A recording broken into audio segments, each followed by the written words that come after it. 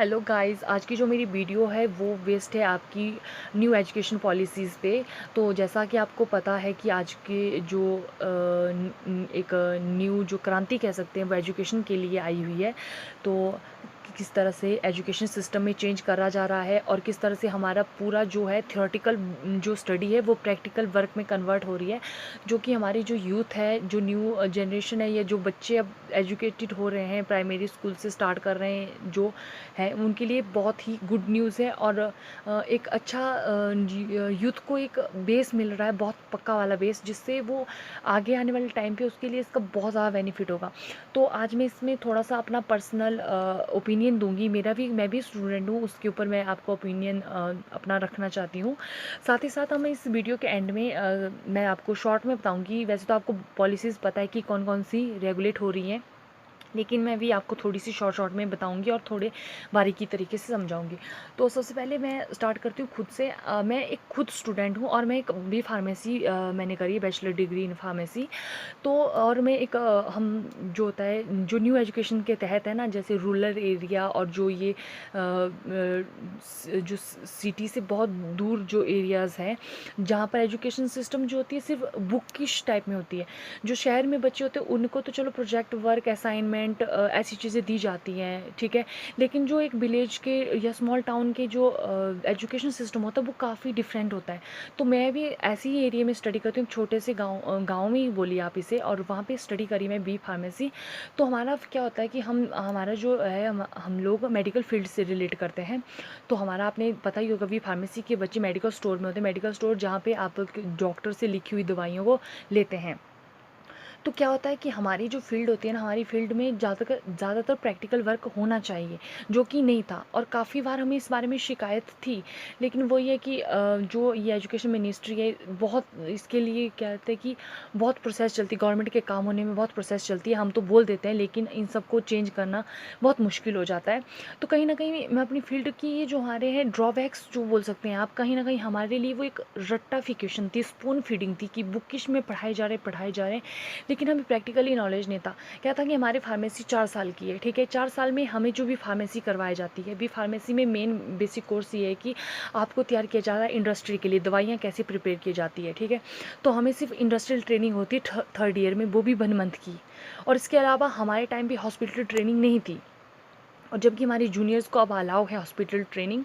तो जो भी फार्मेसी का मेन फोकस रहता है, या तो कंपनीज़ में बच्चों को आफ्टर भी फार्मेसी के बाद ज्वाइन करना होता है, या फिर वो मेडिकल स्टोर या हॉस्पिटल में अपना ज्वाइनिंग देते हैं।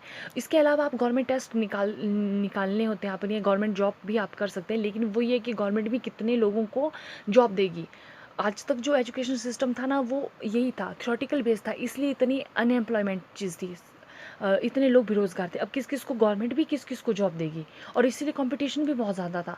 तो सारे जो रेटाफिकेशन पे ही आते थे। लेकिन अब जो है, जो नई एजुकेशन है वो काफ़ी वेराइटी ला रही है सब्जेक्ट्स में, एजुकेशन सिस्टम में। तो ये काफ़ी अच्छा है।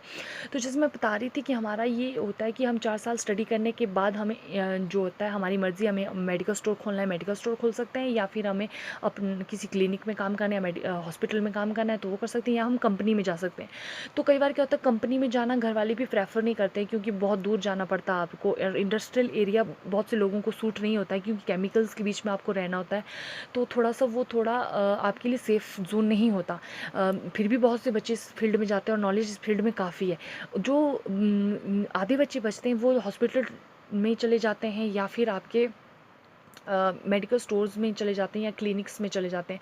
तो प्रॉब्लम ये क्या होती है कि आपने पढ़ा होता है मतलब आपने जो 4 साल स्टडी करी होती है, हमारा जो 1 ईयर का 2 सेमेस्टर होते हैं, ठीक है। तो 4 साल में आपके 8 सेमेस्टर आपने लगवाए। 8 सेमेस्टर में हर एक सेमेस्टर में आपकी स्टडी अलग अलग होती है।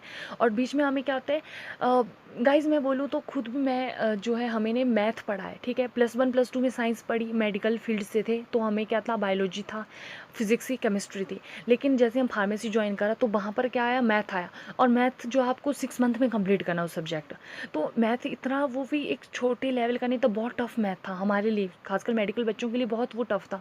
तो मेरे दिमाग में बहुत बार क्वेश्चन आया कि यार हमें आगे नीड ही नहीं है मैथ की। मैथ तो आगे इसलिए होता है अगर आपने R&D लैब में जाना है या फिर आप कंपनीज़ में जाते हो, तो वहाँ पर आपको कैलकुलेशन वगैरह करनी है, तो वहाँ पे वो मैथ के फॉर्मूले होते हैं।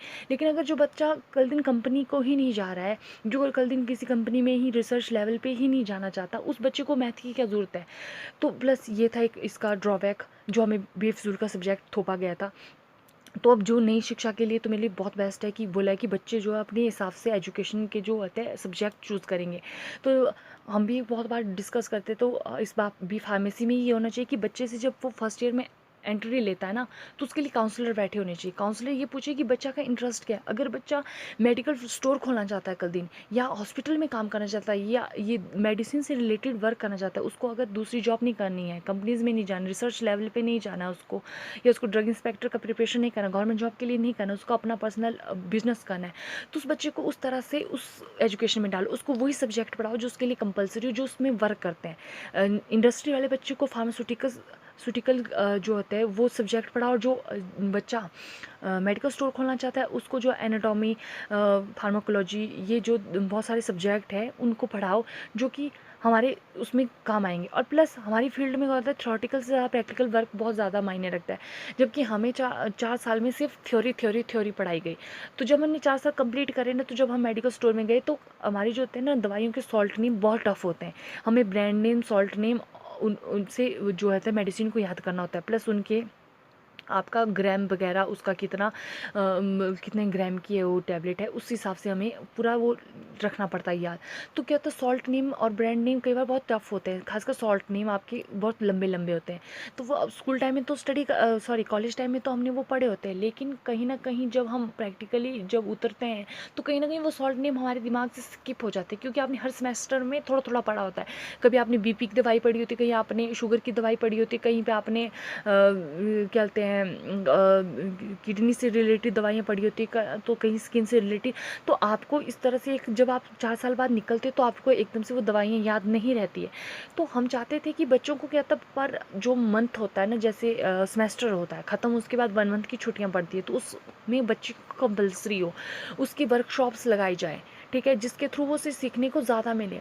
और प्रैक्टिकल वर्क जब हो बच्चे को, तो उसको उस पूरा ध्यान दी जाए, वो प्रैक्टिकली और डिजिटल स्टडी उस पर ज़्यादा करे जाए, ताकि बच्चों को थियोरेटिकल शब्द पढ़ाए जाते हैं, प्रैक्टिकली दिखाया नहीं जाता। जैसे हमारे जो सब्जेक्ट है एक, जिसमें कि मेडिसिनल केमिस्ट्री आती है। मेडिसिनल केमिस्ट्री में टोटली मेडिसिन के बारे में है, मैकेनिज्म ऑफ एक्शन, उस दवाई का मैकेनिज्म ऑफ एक्शन है, उसका वो स्ट्रक्चरली हमें बताना होता है।